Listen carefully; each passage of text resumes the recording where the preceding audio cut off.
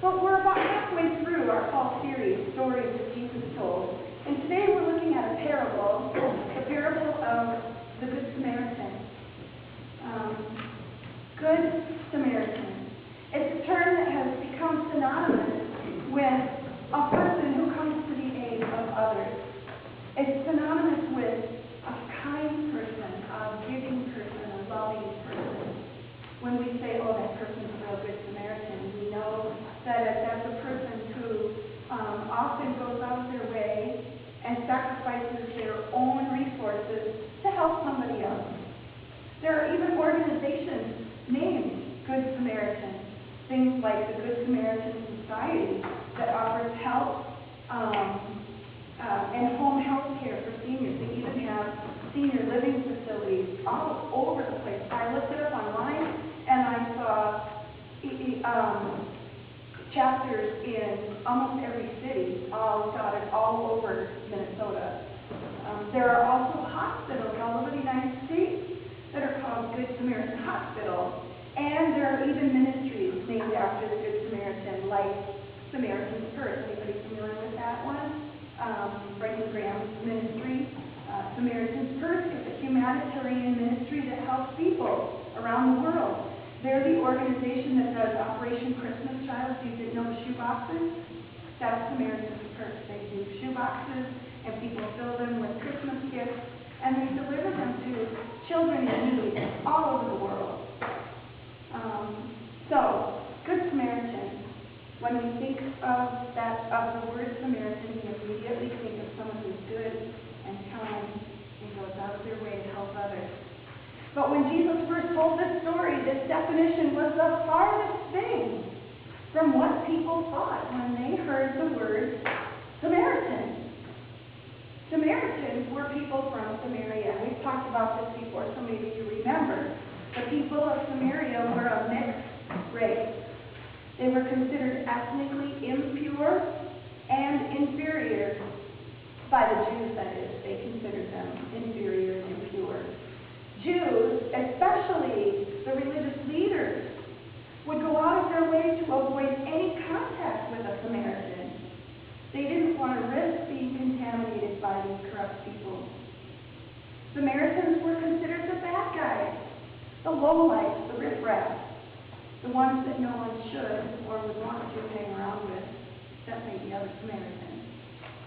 And Jesus makes this undesirable Samaritan person the hero of his story. We think of the story of the Good Samaritan as a nice story about a nice guy. It warms our hearts and it makes us feel good. But the Jewish listeners would not have felt that way when they first heard this story. They would have been terribly offended by Jesus' illustration. They hated Samaritans, and they would have been insulted that Jesus would suggest that they follow the example of such a despicable person. To suggest that the Samaritan could be a better neighbor than a Jew, well, that would have been scandalous.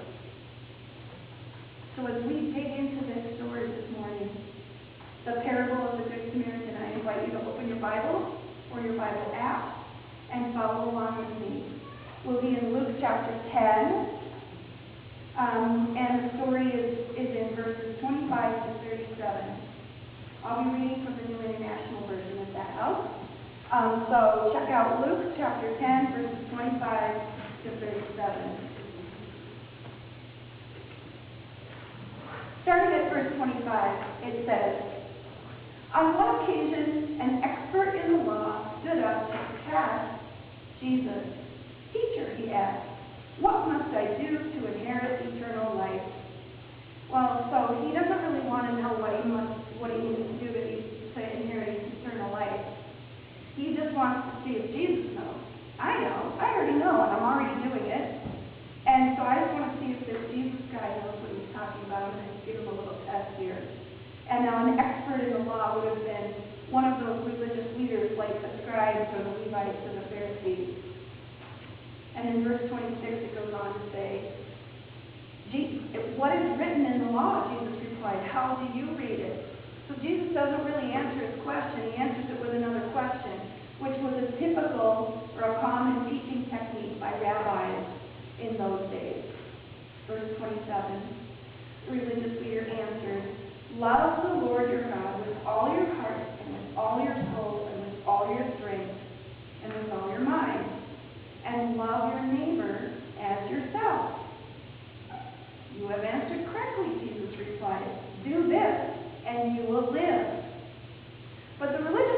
wanted to justify himself, so he asked Jesus, "And who is my neighbor?"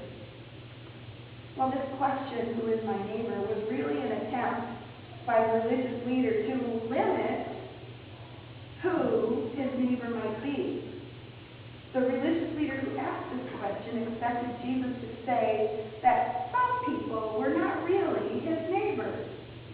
This is what the religious leader would have thought. In ancient culture, they would have drawn clear lines between ethnic groups and social groups.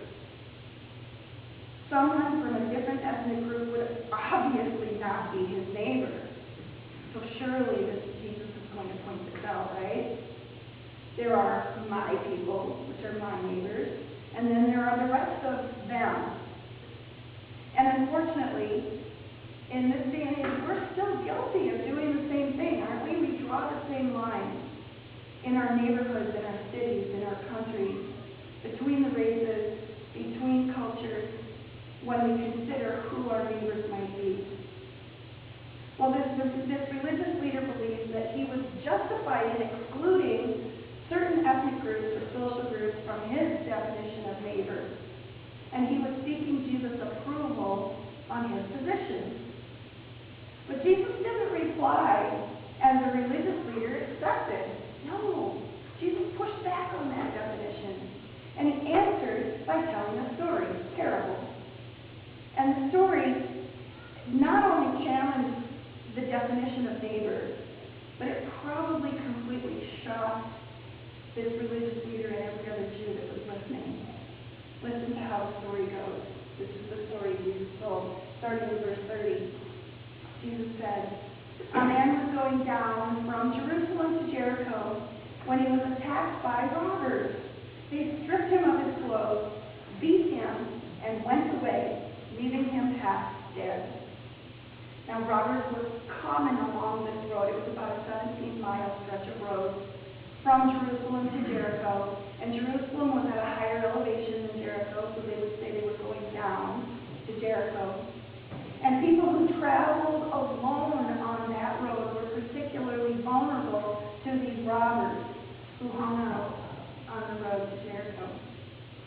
Many people could only afford one set of clothing. And so robbing someone and stealing their clothes right off their back was not an unusual occurrence. Go on with verse 31. A priest happens to be going down the same road, and when he saw the man, he passed by on the other side. So, a Levite, when he came to the place, also saw him and passed by on the other side. So here we have a priest and a Levite. These are religious leaders. These are the people that the community looks to set an example for how they should live and how they should behave and how they should love. They both had an opportunity to help this poor man, and yet they just left him there. And they crossed over to the other side of the road and went around a long way to avoid this man. Well, in their defense, I suppose they could have assumed that he was already dead. And being religious leaders, they had strict laws against handling dead people. You would become unclean if you handled a dead person. And if they were on this road, it's likely that maybe they were on their way to the temple to perform their duties. And if they became unclean, they couldn't perform their duties until they went through a long ritual of becoming clean again. And so they thought, well, somebody else will probably help this guy. We have business to do, so we're not going to risk becoming unclean.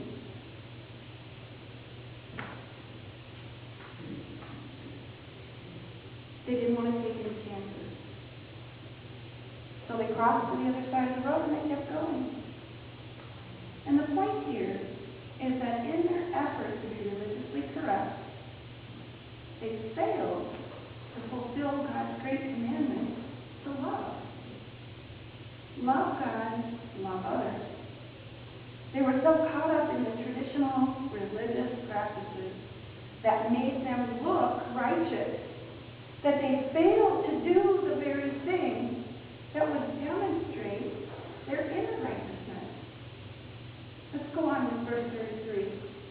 But a Samaritan, here comes the Samaritan now, a Samaritan, as he traveled, came where the man was. And when he saw him, he took pity on him. He went to him and he bandaged his wounds, pouring on oil and wine. And then he put the man on his own donkey, brought him to an inn, and he took care of him. And the next day he took out 2 denarii and gave them to the innkeeper. If you remember some of our other sermons, a denarii is just a little bit less than a drachma, and a drachma is a full day's pay. So this man gave the innkeeper almost 2 full days' pay to take care of this man. That's a sacrifice. And he told the innkeeper, look after him, and I will return. I will reimburse you for any extra expenses you may have. Which of these 3 do you think was a neighbor to the man who fell into the hands of the robbers? Jesus asked this religious leader. And the expert in the law replied, the one who had mercy on him. And Jesus told him, go and do likewise. And I just think, oh, how the words must have choked that religious leader as they came out of his mouth. He couldn't even say the word Samaritan. He didn't say the Samaritan man was the better neighbor or the true neighbor. He had to say the one who showed mercy. And then Jesus told this religious leader, go and do likewise. Basically, he's telling this Jew, go and imitate a Samaritan. Can you see why this would have been such a shock to them and offending to them? But Jesus said, go and do likewise. Jesus' words to that religious leader are for us today as well. Go and be a good neighbor. Go show mercy to those who need it. Be kind. Be loving. Welcome those who are hard to love. Stand up for those who cannot stand up for themselves. Go out of your way and be willing to be inconvenient. Be willing to sacrifice even your own money. These are all things that the Samaritan did when he helped that helpless man laying there by the side of the road. And Jesus is telling us, be like a Samaritan. Well, years ago, many years ago, after my first son was born, we lived next door to a family who had 3 kids. They had a baby girl the same age as my son, 10 months old. They also had a 6-year-old boy and a 15-year-old girl. Every once in a while, I would watch the 10-month-old and the 6-year-old while mom maybe was at work or had to run out to the store or something. The little ones would play together on the floor while the 6-year-old colored at the kitchen table or maybe played with Play-Doh. And then I would sometimes play board games or do puzzles with the 6-year-old while the 2 little ones took naps. Well, one night about 10:30 or 11, my neighbor called me. That was unusual. She asked if she could bring 2 younger kids over. That was pretty unusual, too. They were on their way to the police department with their 15-year-old, and they didn't want to bring the little ones with them so late at night. The man across the street from us had been giving their teenage daughter and her friends drugs and alcohol in exchange for sexual favors. He was being arrested, and they were being brought in to give statements. So of course they said, yes, bring them over. I'm here. The 6-year-old slept in our living room in a sleeping bag, and the 10-month-old slept in the living room in a porta crib. I slept on the couch in case one of them woke up. In a strange place, they might be frightened. The man across the street ended up spending a few years in prison, and his wife was left to care for their 2 children by herself. Now you see, she also had a 6-year-old, and she had an infant, I'm not sure how old, but not very old, maybe 4 or 5 months old. And now she was alone with those children while her husband was in prison. She would come and go without waving or talking to any of the neighbors. She seemed like she was trying really hard not to make eye contact with anyone. She was ashamed.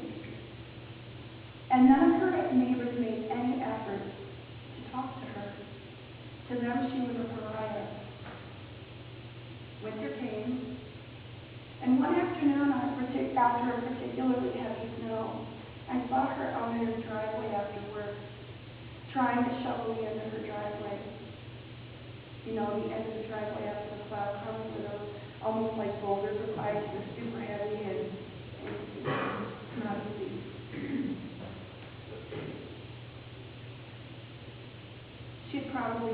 She could just come home from work. She's working full time. She probably had just picked up the kids from daycare. She probably hadn't even had dinner or fed the kids yet. And there she was, shoveling the driveway all alone with no help. And so I grabbed my shovel and I walked over and I started shoveling. We didn't talk. I sensed that she didn't want to talk. She didn't even look at me. No eye contact.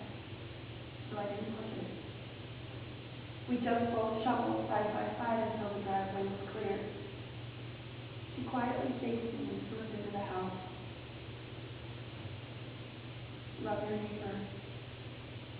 Love is not just an emotion. Love is not just a warm feeling that we feel in our hearts towards someone.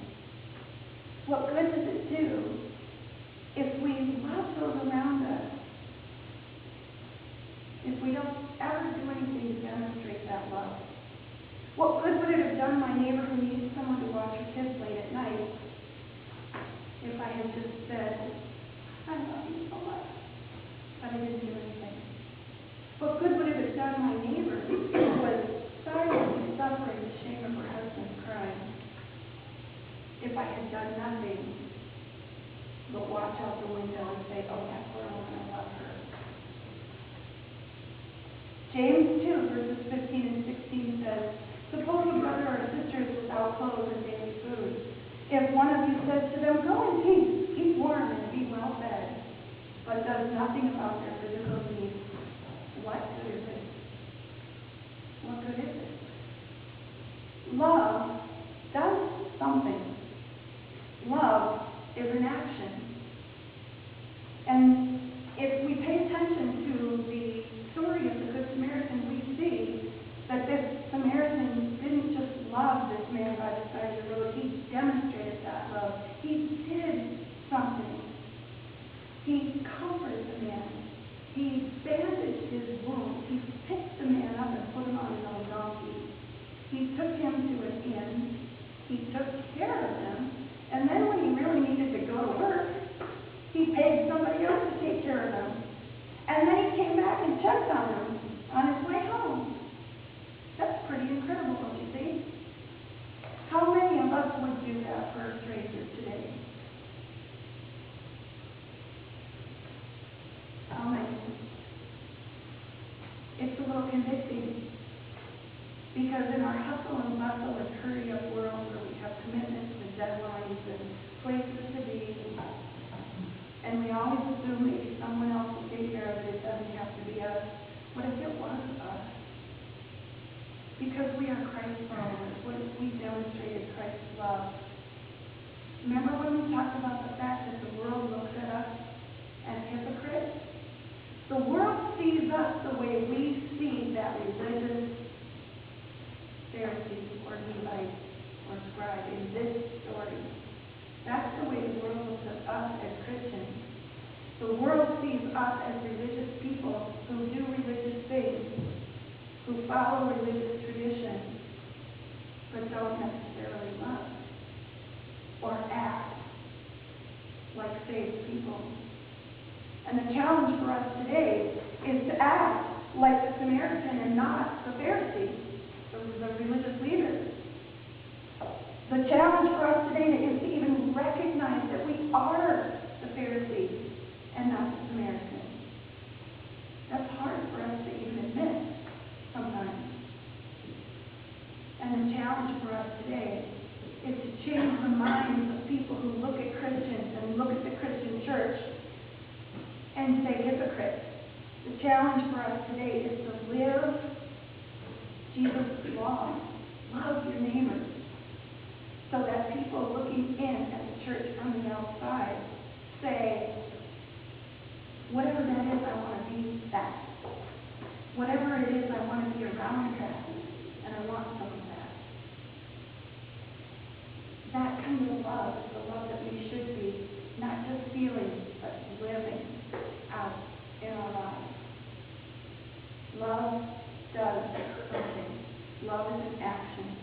Love your neighbor. Who is your neighbor? Yes, of course it's the person who lives closest to you. Those people who live on your block. Of course. We're even doing a Tuesday night book study for the next few weeks. If you're interested, it's not too late to join. We're even doing a book study that challenges to think about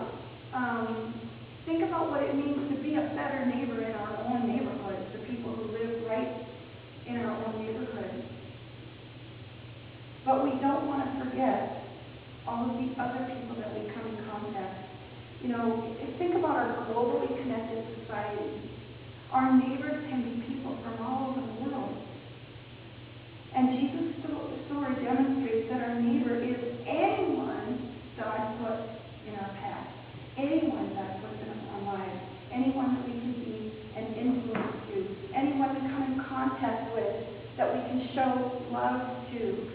The lady at the grocery store, the guy at the post office, the people in our city, the homeless, the immigrants, the school children, the business people, anyone in need that we are in a position to help. They're all our neighbors. We are called to be a good neighbor whenever and wherever we are needed. Neighbors can come from some pretty surprising places in some pretty surprising packages. The world would have a very different opinion of us as Christians if we were less concerned about looking religious and more concerned with fulfilling the greatest commandment. Love God, love your neighbor. Go out of your way to show kindness. Step in to help those who are in need. Don't just drive by. Don't just walk by. Don't be afraid to cross racial and cultural boundaries to build a bridge. Be flexible. Allow God to interrupt your agenda to love someone who needs it. Be patient with people who rub you the wrong way. Love those who are hardest to love. Care for those who are lonely or sick or hurting. Let me ask you, how will you love your neighbors? How will you love your neighbors today? How will you love your neighbors this week? How will you love your neighbors after hearing Jesus' story for the rest of your life as a Christ follower? God's calling us to be a Samaritan. Be Samaritans. How will you be a Samaritan today? Please pray with me.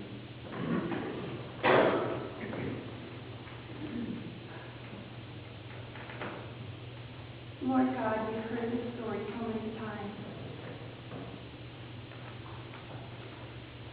that it's easy for us to imagine ourselves in the place of the Samaritan. It's hard for us to see, and it's hard for us to admit the ways that we are more like the religious leaders. Lord, open our eyes that we may see. Open our eyes that we may see. Open our hearts that we may love the way that you love. Teach us to be like you, to love like you love. Even when it's contrary to our nature, even when it's countercultural.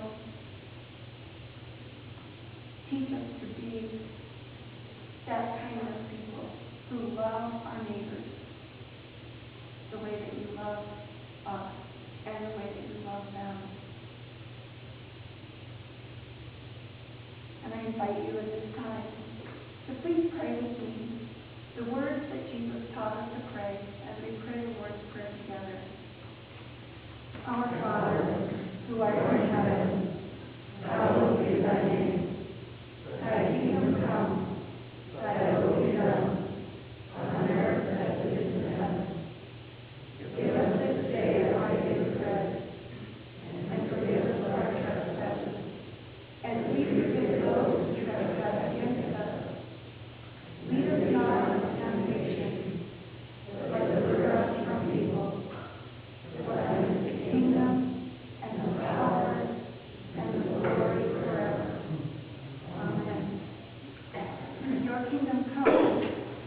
Let that be our prayer, and let that be our motto for our lives. Your kingdom come, Lord, and use us to bring your kingdom, Lord.